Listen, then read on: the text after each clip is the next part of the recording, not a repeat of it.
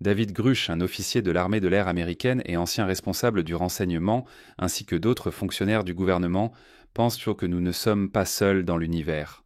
En fait, ils affirment que le gouvernement des États-Unis dissimule depuis des années des découvertes extraordinaires.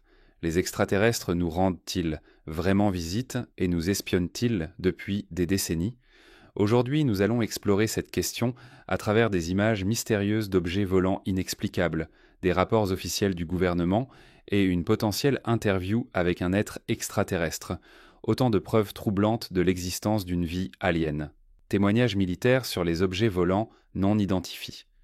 Lors d'un événement tenu à Washington, D.C., en juillet 2023, David Grush, un ancien officier du renseignement de l'armée de l'air et ancien responsable au Pentagone, a fait une déclaration saisissante. Il a affirmé que les États-Unis possèdent des vaisseaux extraterrestres et des spécimens biologiques non originaires de la Terre.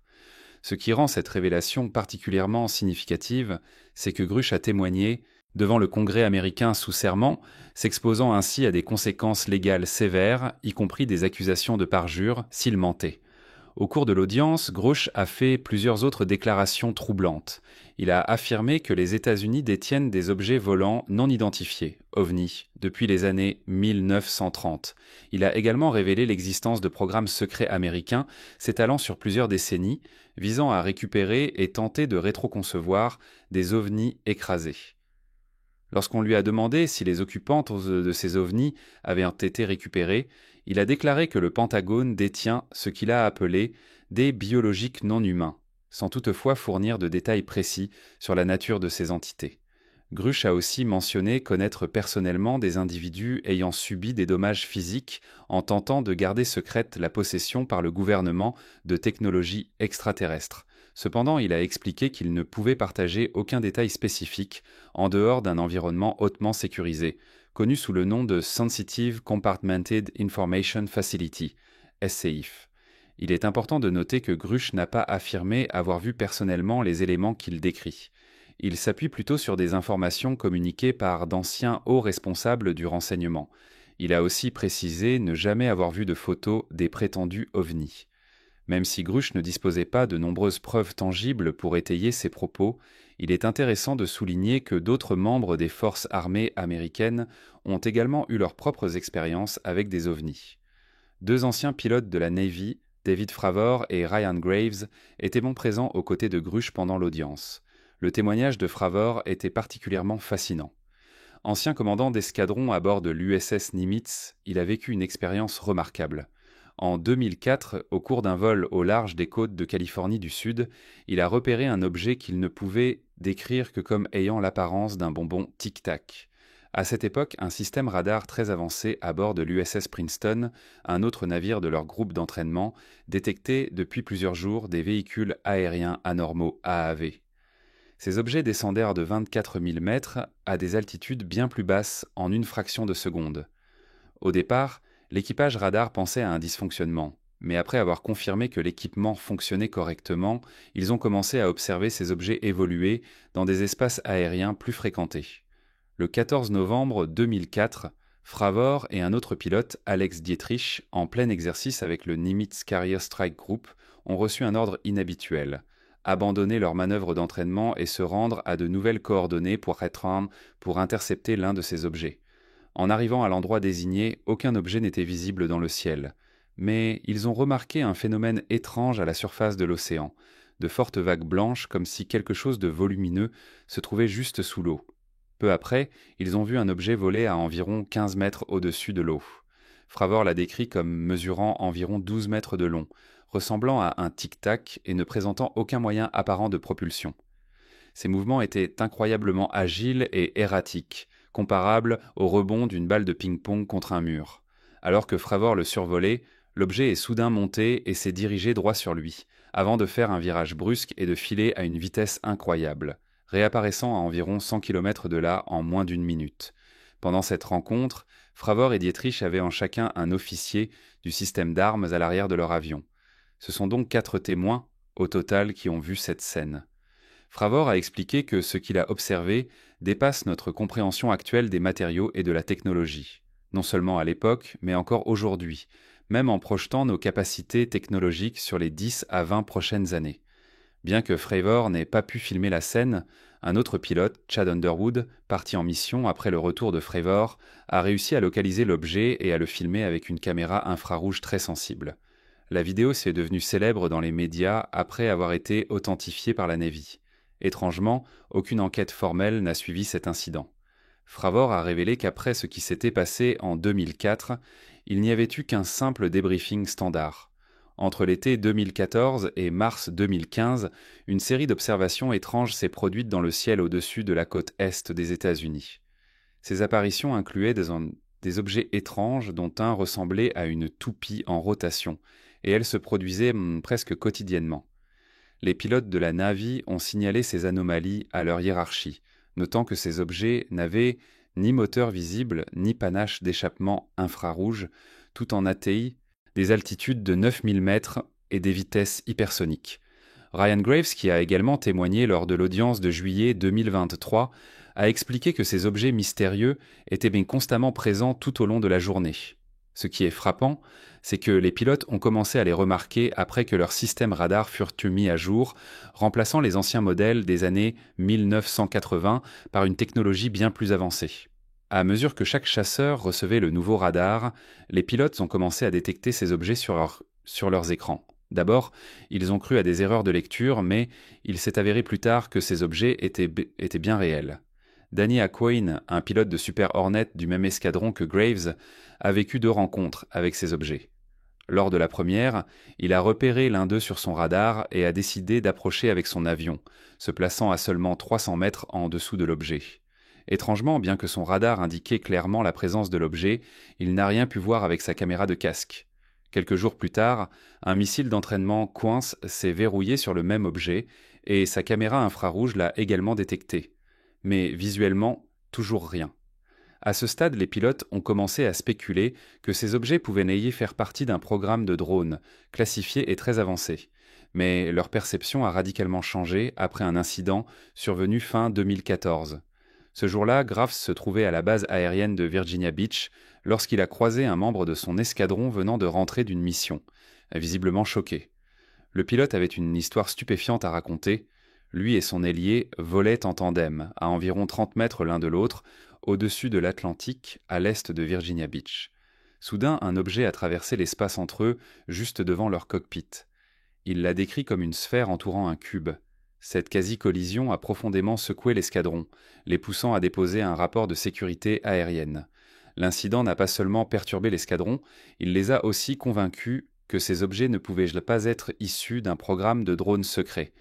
Ils ont estimé que les responsables gouvernementaux, parfaitement au courant que des pilotes militaires s'entraînaient dans la zone, n'auraient jamais envoyé des drones risquer leur sécurité de cette façon.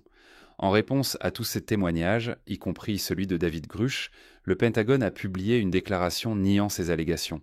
Selon le département de la Défense, aucune information crédible n'a été trouvée pour soutenir l'existence de programmes consacrés à la possession ou à la rétro-ingénierie de matériaux extraterrestres, que ce soit dans le passé ou à l'heure actuelle.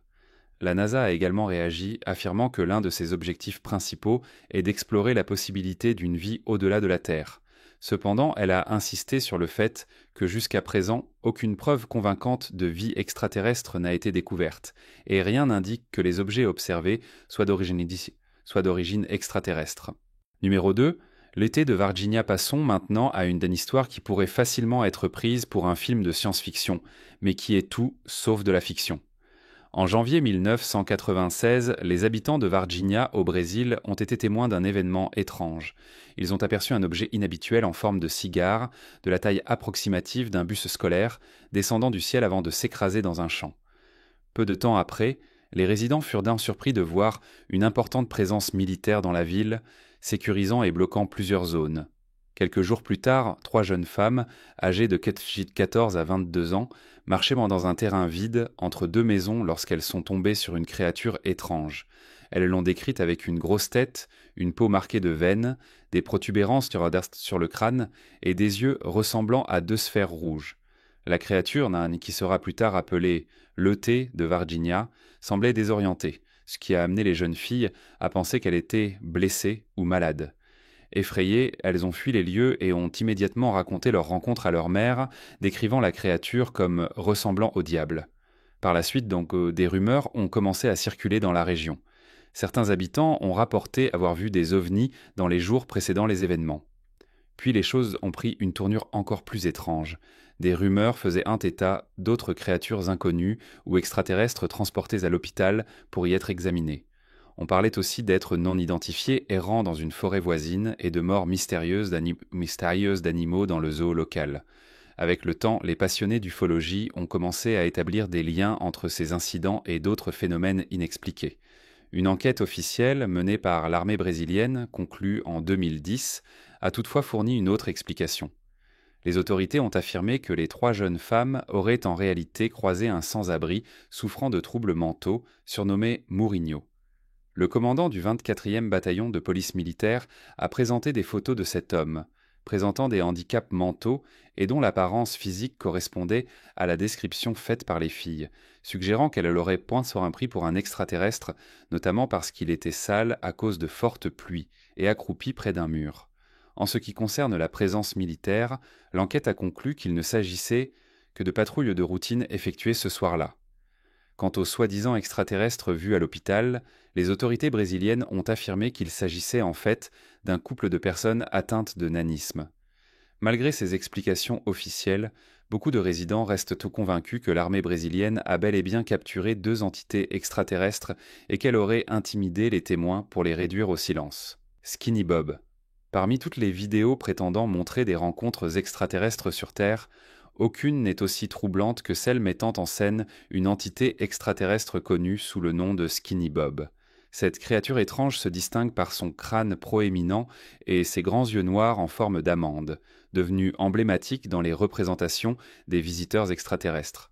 La vidéo a fait surface pour la première fois en 2011. Elle a été partagée par un utilisateur anonyme sur Reddit sous le pseudonyme Ivan0135. Selon les informations fournies, les images auraient même été filmées par le KGB, après l'atterrissage d'un vaisseau non identifié provenant du système stellaire Zeta Reticuli sur le territoire russe. Skinny Bob aurait fait partie d'une mission diplomatique venue d'une planète située à environ 40 années-lumière de la Terre. Le but de leur visite, discuter de sujets d'intérêt commun. Les passionnés d'OVNI pensent que la vidéo de Skinny Bob montre clairement un véritable être extraterrestre. Toutefois, des doutes ont émergé quant à son authenticité, car la créature semble calme et présente des traits humains. Certains sceptiques affirment que des civilisations situées à 40 années-lumière ne pourraient pas communiquer avec nous aussi facilement. D'après Randy Sharp, un expert en effets visuels, si cette vidéo est un faux, elle aurait nécessité un niveau de compétence technologique en effets spéciaux numériques bien supérieur à celui de la moyenne en 2011. De manière étonnante, personne n'a jamais tenté de monétiser cette vidéo, bien que des experts estiment que sa réalisation aurait coûté environ 250 000 $. Alors, si Skinny Bob était bel et bien un canular, cela soulève une question importante. Qui a orchestré cette supercherie et pourquoi ? La vague d'OVNI en Belgique. À la fin du mois de novembre 1989, des habitants de Belgique ont rapporté avoir vu un grand objet en forme de triangle dans le ciel. L'objet, muni de lumières en naissance. Des sous me semblaient flotter à basse altitude. Quelques mois plus tard, le 30 mars 1990, vers 23 h, le superviseur du centre de contrôle et de signalement à Glon a reçu des rapports faisant état de 3 lumières inhabituelles se déplaçant vers Torrambégembleu, au sud-est de Bruxelles. Des témoins au sol ont vu une formation de lumière se déplacer lentement tout en gardant leur position relative. En réponse, 2 chasseurs F-16 ont été envoyés pour enquêter. Pendant 1 heure, les 2 avions ont effectué 9 tentatives d'interception. Ils ont réussi à verrouiller leur radar sur les objets à 3 reprises. Après quelques signaux radars incertains, les avions sont retournés à leur base peu après 1 heure du matin. Les policiers locaux envoyés sur place ont rapporté avoir vu 4 lumières disposées en carré, effectuant des mouvements brefs et erratiques avant de s'atténuer et de disparaître dans 4 directions différentes. Ils ont également mentionné un bruit léger, semblable à un moteur. On estime que 13 500 personnes ont assisté à cet événement, ce qui en fait l'un des témoignages d'OVNI les plus massifs des temps modernes. Bien que l'armée belge n'ait pu fournir aucune explication rationnelle, elle a reconnu qu'un phénomène inexpliqué s'était bien produit dans le ciel. Ils ont demandé l'assistance du ministère de la Défense britannique, mais après avoir déterminé que l'incident ne représentait aucune menace, l'enquête a été suspendue. Numéro 5. L'OVNI de la forêt de Rendlesham. Il y a plus de 40 ans, un événement profond et mystérieux s'est déroulé lors d'une nuit froide d'hiver. Cela s'est produit dans la forêt de Rendlesham, située dans le Suffolk, en Angleterre. Au cœur de cette forêt se trouvait la base aérienne Air RAF Woodbridge, utilisée pendant la Seconde Guerre mondiale, alors sous le contrôle de l'US Air Force. Ainsi, aux premières heures du matin du 26 décembre 1980, du personnel de l'armée de l'air américaine a signalé avoir vu d'étranges lumières descendre dans la forêt voisine. Pensant d'abord à un crash d'avion, plusieurs hommes se sont rendus sur les lieux pour enquêter. En pénétrant dans la forêt, ils ont entendu des animaux de ferme voisins très agités. En approchant de la source du tumulte, ils ont aperçu ce qu'ils décriraient Conley plus tard comme un objet lumineux aux lumières colorées qui a soudainement décollé et s'est dirigé vers la côte. Le lendemain matin, en revenant au même endroit, ils ont trouvé une petite clairière avec 3 empreintes formant un triangle au sol. Ils ont également constaté des traces de brûlures et des branches cassées autour. 2 jours plus tard, le lieutenant-colonel Charles Halt, commandant adjoint de la base, a accompagné les soldats sur le site au petit matin. Il a documenté ces événements dans un mémo adressé au ministère britannique de la Défense. Halt fut conduit jusqu'à la clairière où les empreintes avaient été trouvées. À sa grande surprise, il a vécu des phénomènes similaires à ceux du 26 décembre. Les animaux de la ferme étaient à nouveau bruyants, et une lumière clignotante semblait descendre vers le groupe. Halt a alors vu 3 lumières mystérieuses, semblables à des étoiles, mais qui flottaient juste au-dessus de l'horizon, projetant parfois des faisceaux lumineux. 2 semaines plus tard, Halt a transmis son mémo au ministère de la Défense britannique. Mis à part quelques rumeurs non confirmées, le grand public ne connaissait rien de ces événements de décembre 1980. Pourtant, à la même époque, 2 hommes en costume ont approché un ouvrier forestier du nom de Vince Tirkettle, lui posant de nombreuses questions sur ce qu'il aurait pu voir ces nuits-là. Comme il n'avait rien à leur dire, les hommes sont repartis. Il a fallu attendre 3 années totalement pour que le gouvernement américain rende le mémo public. Une fois révélé, l'affaire a fait sensation dans le monde entier. La forêt de Rendlesham est devenue la capitale britannique des ovnis, inspirant livres, émissions TV et articles.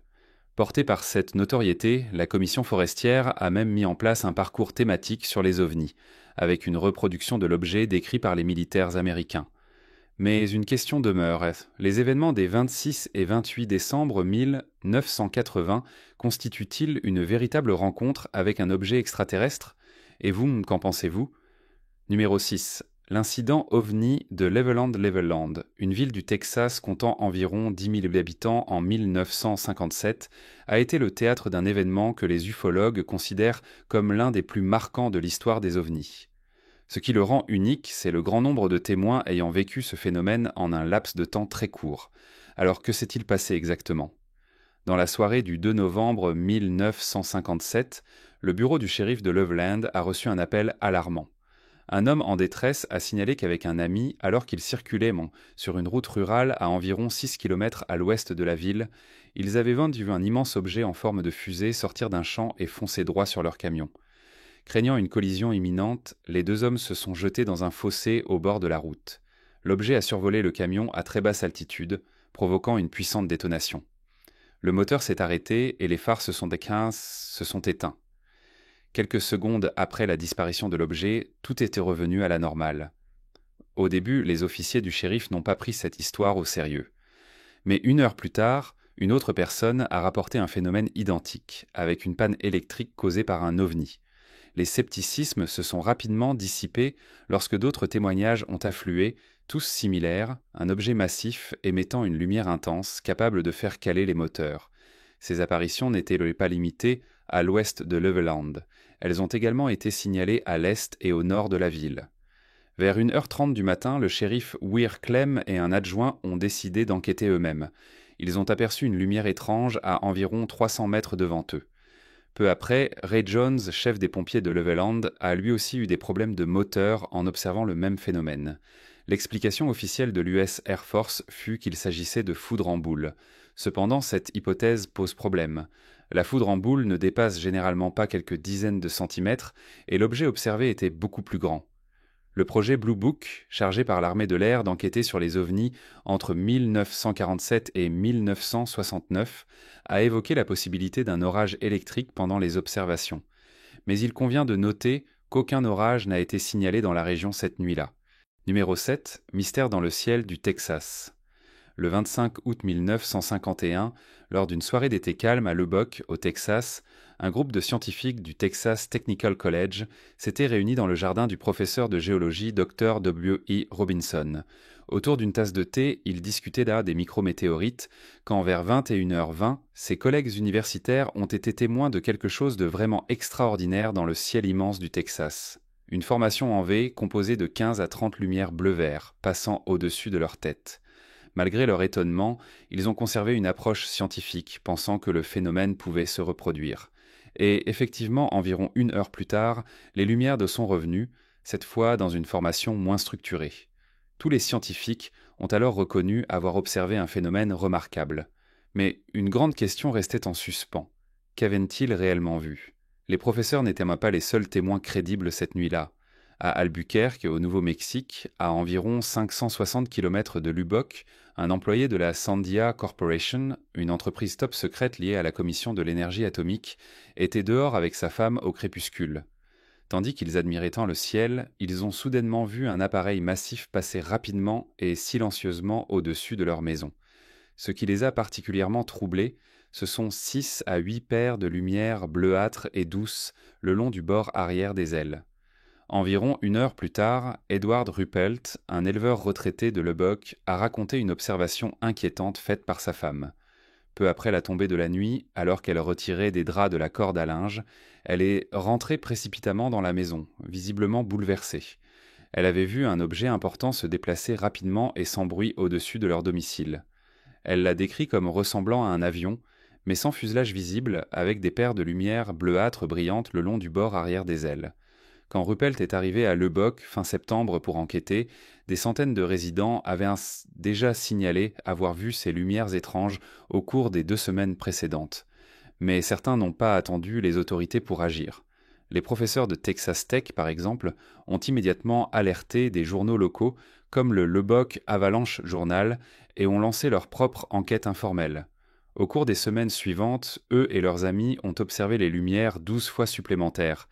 Ils ont mesuré les angles d'apparition, fait des estimations de vitesse approximative et constaté que les lumières se déplaçaient toujours du nord vers le sud. Munis de talkies-walkies, ils se sont divisés en 2 équipes pour tenter d'évaluer l'altitude de l'OVNI, bien que sans grand succès. Au fil des jours, de plus en plus de résidents de Lubbock ont signalé avoir vu ces mystérieuses lumières. Lorsque les professeurs ont comparé leurs observations avec ces témoignages, de nombreux détails concordaient. Même si tous n'avaient pas documenté les phénomènes aussi précisément que les professeurs, il était clair que quelque chose de réel se produisait. Le projet Blue Book s'est penché sur ces événements et a conclu officiellement que les lumières causées principales par des oiseaux reflétant les lampadaires récemment installés à Lubbock. Cependant, de nombreux témoins sont restés sceptiques, affirmant que les lumières allaient trop vite pour être de simples oiseaux. OVNI au-dessus de Chicago. Bien que Chicago ne soit pas souvent associé aux observations d'OVNI, l'aéroport O'Hare a été le théâtre d'un incident très médiatisé en novembre 2006. Un objet ressemblant à une soucoupe volante a été observé au-dessus du concours C du terminal United. Les témoins comprenaient ceux des pilotes, du personnel de la compagnie aérienne et des mécaniciens. Le premier signalement est venu d'un employé de piste de United vers 16h30. Différents témoins ont décrit l'objet comme étant gris foncé, mesurant entre 2 et 7 mètres de diamètre. Certains l'ont vu tourner comme un frisbee, d'autres ont affirmé qu'il ne tournait pas du tout. Mais tous ont convenu que l'objet était totalement silencieux et qu'il flottait juste en dessous de la couche nuageuse à 580 mètres d'altitude avant de s'élancer brusquement dans les nuages, laissant un trou circulaire visible dans la couverture nuageuse. Fait intrigant, ce trou dans les nuages s'est refermé peu après le départ de l'objet. L'objet n'a pas été détecté par les contrôleurs aériens et n'est apparu sur aucun radar. L'incident a attiré une forte attention médiatique et a provoqué une réévaluation du phénomène OVNI, même si la Federal Aviation Administration, FAA, et la compagnie aérienne ont refusé de lancer une enquête officielle. La FAA a qualifié l'incident de phénomène météorologique. Cependant, Marc Rodeguier, directeur scientifique du Center for UFO Studies, pense que la présence potentielle d'un engin extraterrestre dans une zone aussi sensible mérite une enquête approfondie.